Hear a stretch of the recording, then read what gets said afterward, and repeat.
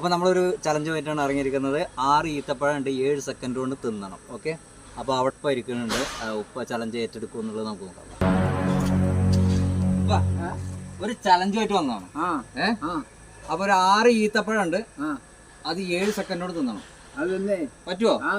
Okay, എന്നത് പിടിക്കും. അപ്പൊ ഉപ്പ ചലഞ്ച് ഏറ്റെടുക്കുക എന്നാണ് പറഞ്ഞിരിക്കുന്നത്. പിടിക്കും, ഞാൻ ടൈമർ നോക്കട്ടെ. ഓക്കെ, റെഡി അല്ലേ?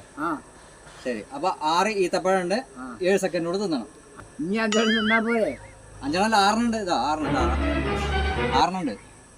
അത് ഒന്ന് തന്നു തരുന്നു. ഒന്ന് മുങ്ങി, അത് മുങ്ങി. ഞാൻ തന്നത് മുണിങ്ങിയോ? അത് ബോട്ടിന്റെ മൈക്കാണ്. അത് മൈക്ക്, അത് ഈത്തപ്പഴല്ല. അത് മുണിങ്ങിയോ? അത് ഈത്തപ്പഴല്ല, മൈക്കാണത്. ബോട്ട് മുങ്ങി.